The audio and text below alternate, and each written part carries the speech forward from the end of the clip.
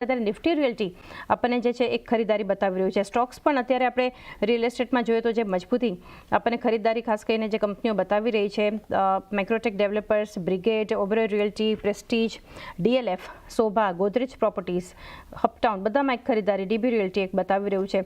કઈ રીતે ઓવરઓલ આ સેક્ટર માટે લોંગ ટર્મ વ્યૂ રાખી રહ્યા છો? એક ઉદાહરણ જાણની તમને આપું તો 11,000 કરોડનો પ્રોજેક્ટ DLF તરફથી ગુરુગ્રામમાં એક અઠવાડિયામાં વેચાઈ ગયેલો. એટલે તમે એક અનુમાન લગાડી શકો છો કે સારા પ્રોજેક્ટ સારી કંપનીઓથી લોન્ચ થાય છે તો કેટલી તીવ્રતાથી અને ટૂંકા ગાળામાં આખો પ્રોજેક્ટ વેચાઈ જાય છે. અને સ્વાભાવિક છે જે વ્યાજ દરોમાં કાપણી થઈ છે એને લઈને હાઉસિંગ ફાઇનાન્સ માં માંગ વધશે, જેનાથી હાઉસિંગ ફાઇનાન્સ કંપનીઝને ફાયદો થશે. અફોર્ડેબિલિટી જ્યારે તમે 11,000 કરોડનો પ્રોજેક્ટ માત્ર એક અઠવાડિયામાં વેચાઈ જાય આખો, તો તમે એક અંદાજો લગાડી શકો છો કે ભવિષ્યમાં કેવી રીતના માંગ આવી શકે છે રિયલ એસ્ટેટ સેક્ટરમાં. પણ એક તકલીફ એવી છે ચાંદી રિયલ એસ્ટેટ સેક્ટરની કે આ ઘણા બધા પરિવર્તન થયા છે નીતિઓમાં લઈને, રેરા વગેરે, અનુશાસન બી ઘણું બધું આવ્યું છે, પણ તે છતાંય રિયલ એસ્ટેટ એક હાઈ બીટા સેક્ટર છે. કહેવાનો અર્થ એ છે કે સારા બજારમાં આગળ પડતું બજારમાં પ્રદર્શન તમને રિયલ એસ્ટેટ સેક્ટર તરફથી આવતું દેખાશે, અને ખરાબ બજારમાં એટલી જ તીવ્રતાથી આ સેક્ટર નીચે આવે છે. પણ લાંબા ગાળા માટે જે સક્ષમ અને મજબૂત કંપનીઓ છે, એક કંપનીનું નામ મેં લઈ લીધું જ્યારે તમે પ્રશ્ન પૂછેલો પોલિસીમાં બદલાવ થઈને, તો DLF નું નામ લીધેલું. આ એક સક્ષમ મજબૂત કંપની છે. આ સિવાય ગોદરેજ પ્રોપર્ટીઝ છે, ઓબેરોય રિયલ્ટી છે, શોભા લિમિટેડ, પ્રેસ્ટીજ એસ્ટેટ્સ. આજે 4-5 કંપનીઓની તમે વાત કરો ચાંદની, તો આમની બેલેન્સ શીટ પર ઋણ એટલે કે ડેટ ઓછું છે. પ્રોજેક્ટ પૂરી કરવાની જે રન રેટ છે એ ઇન્ડસ્ટ્રી સ્ટાન્ડર્ડ્સ કરતાં વધારે સારી પડતી છે. અને એ સાથે જ આવનારા ભવિષ્યમાં આ બધી કંપનીઓના ઘણા બધા પ્રોજેક્ટ્સ મોટા અને નાના શહેરોમાં લોન્ચ થશે. તો આ 4-5 કંપની સક્ષમ અને મજબૂત કંપની છે રિયલ એસ્ટેટ સેક્ટરમાં. તો ખાસ કરીને આ સ્ટોક્સ ખાસ એક ફોકસમાં રિયલ એસ્ટેટમાંથી હોવા જોઈએ ને. ઓવરઓલ આજે એક પોઝિટિવિટી ઇન્ડેક્સ સ્પેસિફિક પણ રિયલ્ટી બતાવી રહ્યું છે. બજાજ ફિનસર્વ માટે સોમિલ વ્યૂ લઈએ. ટોપ નિફ્ટી ગેઇનિંગ કાઉન્ટર છે, 0.5% ખરીદારી અત્યારે સ્ટોક જે છે આપણને ખાસ કરીને બતાવી રહ્યું છે. કઈ રીતે વ્યૂ રહેશે બજાજ ફિનસર્વ પર? ફિનસર્વમાં ઓવરઓલ પોઝિટિવ વ્યૂ રહેશે. સાઇડવેઝ છે અત્યારે for a little while. Last 1.5-2 મહિનાથી તમે જોશો તો એક રેન્જમાં ટ્રેડ કરી રહ્યો છે, અને I will wait for that range breakout. એક બ્રેકઆઉટ મળી જાય ને તો ઇટ વિલ બી ગ્રેટ કે અહીંયાથી એક બહુ સારી મોમેન્ટમ આપણને ઓન ધ પોઝિશનલ સાઇડ પર જોવા મળે. એટલે અહીંયાથી મને લાગે છે કે 19-20ની આસપાસ એક સ્ટોપ લોસ રાખી અને પોઝિશનલી અગર ટ્રેડ કરવું હોય તો એ ટ્રેડ કરી શકો. શોર્ટ ટર્મ માટે બ્રેકઆઉટ માટે રાહ જો, પણ પોઝિશનલી અગર ટ્રેડ લેવું હોય તો 19-20નો એક સ્ટોપ લોસ રાખીને ઉપરમાં 2100નો પહેલો ટાર્ગેટ, 2200નો બીજો ટાર્ગેટ. એક વ્યૂ ખાસ કરીને આપણને જોઈ રહ્યા છીએ ઓવરઓલ એક બજાજ ફિનસર્વ માટે. ગૌરાંગજી, છેલ્લે રિયલ એસ્ટેટ પર ચર્ચા કરી તો સિમેન્ટ સ્પેસ જુઓ. અત્યારે ખરીદારી જે નિફ્ટી કાઉન્ટર્સ જોઈએ તો અલ્ટ્રાટેક સિમેન્ટ, ગ્રાસિમ જે મજબૂતી બતાવી રહ્યું છે. આ સિવાયના સ્ટોક્સ પણ જોઈએ તો શ્રી સિમેન્ટમાં આપણને એક મજબૂતી ખાસ કરીને બતાવી રહ્યું છે. જો કે ACC, JK સિમેન્ટ, દાલમિયા ત્યાં એક થોડું ઘણો ઘટાડો છે, પરંતુ આ ઓવરઓલ સેક્ટર આપણે કારણ કે લોંગ ટર્મ માટે એક ચર્ચા કરી રહ્યા છીએ, કઈ રીતે સલાહ આપશો સિમેન્ટ પર? તો ચાંદી, જો રિયલ એસ્ટેટ સેક્ટર સારું કરશે તો સ્વાભાવિક છે સિમેન્ટ અને ધાતુ ક્ષેત્ર પણ સારું કરશે. કારણ કે કોઈ બી જાતનું નિર્માણ કાર્ય તમે કરો તો સિમેન્ટ અને ધાતુ એટલે કે સ્ટીલ, અને સ્ટીલ સાથે તમારે નિર્માણ કાર્યમાં એલ્યુમિનિયમ, કોપર, બધા ધાતુની જરૂરત પડે તમને. અને સિમેન્ટ ક્ષેત્ર એવું છે જેની ઉપર રિયલ એસ્ટેટ ક્ષેત્ર બહુ જ મોટા પાયે નિર્ભર છે. અને જેટલું બી સિમેન્ટ આપણા દેશમાં ઉત્પાદન થાય છે, સૌથી મોટી ખપત બીજા સ્તરે રિયલ એસ્ટેટ સેક્ટર કરે છે. એની સાથે તમે કેન્દ્રીયમાં સરકાર છે, નિર્માણ કાર્ય, ભારત નિર્માણની જે વાતો માનનીય વડાપ્રધાન સાહેબ નરેન્દ્ર મોદીજીએ કરી છે, પછી રાજ્ય સ્તર પર તમે જોવા જાવ તો રાજ્ય સ્તર પર ઘણી બધી સરકારો પોતાના રાજ્યમાં અલગ અલગ પ્રકારના નિર્માણ કાર્ય કરી રહી છે. અને એક બીજી વસ્તુ એવી છે કે જે જૂનું ઇન્ફ્રાસ્ટ્રક્ચર છે એને આધુનિક અને મોડર્ન બનાવવાનું બી પ્રયાસ ચાલુ રહ્યા છે. આ બધામાં સિમેન્ટની ખપત તો થશે, પણ એની સાથે મેટલ્સ, ધાતુની, ખાસ કરીને સ્ટીલ છે, રીઇન્ફોર્સેબલ સ્ટીલ બાર્સ વગેરે વગેરેની બી તમને ખપત થતી દેખાશે.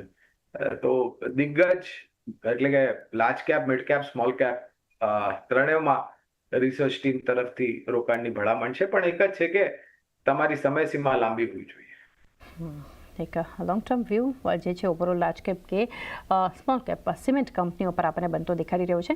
તો એ સાથે ગૌરાંગજી, રજા લેવાનો સમય થયો છે, તો આપના ડિસ્ક્લોઝર્સ જાણીએ.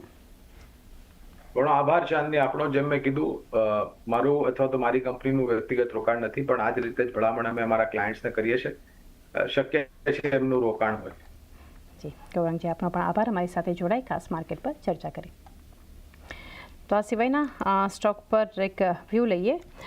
કેન્સ ટેકનું કાઉન્ટર સોમિલ ધ્યાનમાં આવી રહ્યું છે, જ્યાં અત્યારે મજબૂતી સ્મોલ કેપનું જે છે એક ટોપ ગેઇનિંગ કાઉન્ટર અત્યારે જે છે કેન્સ ટેકનું કાઉન્ટર અત્યારે 1.25% આસપાસની એક મજબૂતી જોવા મળી રહી છે. ડે સાઈથી થોડું નીચે પણ આવ્યું.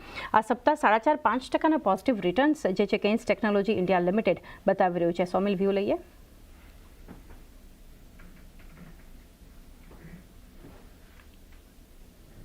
કેન્સ ટેકનોલોજીમાં મને લાગે છે કે એક અત્યારે થોડુંક વેટ કરવું જોઈએ ફોર સમ ટાઈમ. મને લાગે છે કે 5690 બ્રેકઆઉટ બહુ નજદીક જ છે. 5690 ની ઉપર જાય પછી આની અંદર એક ઓવરઓલ સારું મોમેન્ટમ જોવા મળશે. પોઝિટિવ બાયસ છે, definitely view is positive in the short term, in the medium term Outlook, પણ આની અંદર થોડુંક વેટ કરીને ચાલવું. 5750 નો પણ એક રેઝિસ્ટન્સ છે, એની ઉપર અગર જાય છે તો પોઝિશનલી પણ આની અંદર ટ્રેડ કરી શકાય એમ છે. તો અહીંયાથી એક વ્યૂ જોઈ રહ્યા છે short term, medium term positive, અને 5750ના રેઝિસ્ટન્સ ઉપર પોઝિશનલ વ્યૂ પણ એક પોઝિટિવ છે આપણને કેન્સ ટેક માટે. આગળ નજર કરીએ તો અલગ અલગ ફાર્મા કંપનીઓ માટે મલ્ટિપલ બ્રોકરેજ રિપોર્ટ્સ આપણે જોઈ રહ્યા છે. બધા પર આપણે વિગત જાણીએ સહયોગી શ્રદ્ધા પરસાનિયા પાસેથી. શ્રદ્ધા, ગુડ મોર્નિંગ. કઈ રીતે આ રિપોર્ટ્સ શું જણાવી રહ્યા છે? જી ગુડ મોર્નિંગ. સૌથી પહેલાં વાત કરીએ જેફરીઝનો રિપોર્ટ આવ્યો છે ફાર્મા પર. એમાં સિપ્લાએ, તેઓનું માનવું છે કે સિપ્લાએ આલ્બ્યુટેરોલમાં હિસ્સો રીગેન કર્યો છે અને ઓછી સ્પર્ધાત્મક ઇન્જેક્ટેબલમાં પણ હિસ્સામાં તેઓનો વધારો થયો છે. ત્યારબાદ રિવારોક્સાબેન જે 2.5 મિલીગ્રામની છે, તેમાં લ્યુપિનને અત્યારે નવા હરીફોનો સામનો તેઓ કરી રહ્યા છે. સન ફાર્મામાં, એલ્યુમા અને સેક્વામાં યર ઓન યર બેસિસ પર તેઓ ગ્રોથ જોઈ રહ્યા છે અને વાયવાન્સમાં પણ વધારો જોવા મળી શકે છે. ડોક્ટર રેડ્ડીઝમાં જી વાસ્પેકા અને જી સિપ્રોટેક્સમાં પણ તેઓએ શેર ગુમાવ્યો છે. ત્યારબાદ ડોક્ટર રેડ્ડીઝ પર બોફા સિક્યોરિટીઝનો એક રિપોર્ટ આવતો જોવા મળ્યો છે. તેઓએ આઉટ પરફોર્મની કોલ આપી છે અને ટાર્ગેટ આપ્યા છે 1500 રૂપિયા પ્રતિ શેરના. તેઓનું માનવું છે કે DRRDમાં મુખ્ય ડિબેટ અત્યારે એબિટા માર્જિન પોસ્ટ જી રેવ લિમિટને લઈને જોવા મળી શકે છે અને FY25માં કોર ગ્રોથ જે 13થી લઈને 14% જોવા મળ્યો હતો, એની સામે ગાઈડન્સ હતું 25%નું. ત્યારબાદ બેઝ બિઝનેસ ગ્રોથની વાત કરીએ તો લો ટીન્સ જોવા મળી રહ્યા છે. જો સેમાગ્લુટાઇડને સાઈડમાં રાખીને વાત કરીએ તો, પણ જો સેમાગ્લુટાઇડનો કેનેડામાં લોન્ચ કરવામાં આવશે તો તેનાથી બૂસ્ટ મળી શકે છે બિઝનેસ ગ્રોથને, અને જો મોટા લોન્ચમાં વિલંબ થાય તો ખર્ચમાં કંપનીના વધારો થઈ શકે છે એવું તેઓને લાગી રહ્યું છે. અને સેમાના અપ્રુવલ, ડીનો અપ્રુવલ અને એબેટા સેપના ફાઇલિંગ એના પર એક ખાસ મુખ્ય નજર રાખવાની રહેશે અને અપેક્ષિત નીચા દરો અને સાથે જ ટેરિફના લીધે એક જોખમ રહેલું છે. ત્યારબાદ ઓરોબિંદો ફાર્મા પર વાત કરીએ. નુવામાનો રિપોર્ટ આવ્યો છે. બાયકોલ આપી છે અને ટાર્ગેટ આપ્યા છે 1460 રૂપિયા પર શેરના. તેઓને લાગી રહ્યું છે કે જે કંપનીએ નવી એસેટ્સમાં 10,000 કરોડનું ઇન્વેસ્ટમેન્ટ કર્યું છે, તેના લીધે ઓરોબિંદો ફાર્માના જે રિટર્ન્સ રેશિયો છે તે ડાયલ્યુટેડ થતા જોવા મળી શકે છે, એટલે કે એક નબળા થતા જોવા મળી શકે છે, વીકનેસ જોવા મળી શકે છે. ઇન્વેસ્ટમેન્ટ્સ જે છે તેનું ખાસ મુખ્ય ફોકસ રહેશે પેનજી ઇન્જેક્ટેબલ્સ, બાયોલોજિક, CMO અને બાયોસિમિલર્સ અને પેપ્ટિસાઇડ્સ પર. મધ્યમ ગાળાના મુખ્ય ટ્રિગર્સમાં પેનજી રિઝમ્પશન, યુરોપ લોન્ચીસ અને ઇન્જેક્ટેબલ લોન્ચીસનો સમાવેશ થાય છે. અને FY25થી લઈને 27ની વાત કરીએ તો રેવન્યુ CAGRમાં 7%, એબિટામાં 8% અને પેટમાં 15%ના તેઓએ અનુમાન આપ્યા છે. અને સ્ટોક અત્યારે FY27ના EPSના 13.9 ટાઈમ્સ અત્યારે ટ્રેડ કરી રહ્યો છે અને 16% જે ડિસ્કાઉન્ટ પર છે 5 વર્ષની એવરેજના. શ્રદ્ધા, આભાર આપનો આ સમગ્ર માહિતી માટે. તો એક ફાર્મા માટે સોમિલ વ્યૂ લઈ લઈએ. સ્ટોક સ્પેસિફિક તો ઓરો ફાર્મા અને DRL પર આપણને રિપોર્ટ્સ દેખાડી રહ્યા છે, પરંતુ જેફરીઝ જે સેક્ટર સ્પેસિફિક વ્યૂ આપી રહ્યા છે, તમે કઈ રીતે જોઈ રહ્યા છો? ફાર્મા અત્યારે જે છે એક થોડી ઘણી ખરીદદારી થઈ રહી છે, પરંતુ આપનો વ્યૂ લઈએ. ફાર્મામાં ઓવરઓલ થોડું વેટ એન્ડ વોચ છે.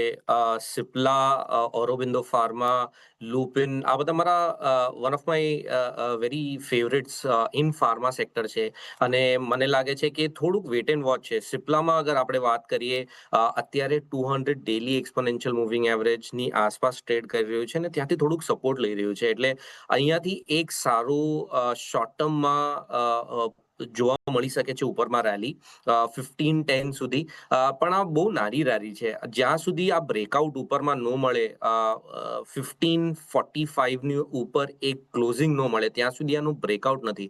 અને આ બધા સેક્ટર્સ એટલા સાઇડવેઝ, આ બધા સ્ટોક્સ એટલા સાઇડવેઝ થઈ ગયા છે કે આની અંદર બ્રેકઆઉટ થવું બહુ ઇમ્પોર્ટન્ટ છે. સન ફાર્મા પણ અગર તમે જુઓ તો સન ફાર્મામાં એક સારું બ્રેકડાઉન મળ્યું હતું લાસ્ટ વીક અને એની પછી એક સાઇડવેઝ મુવમેન્ટ જોવા મળી છે.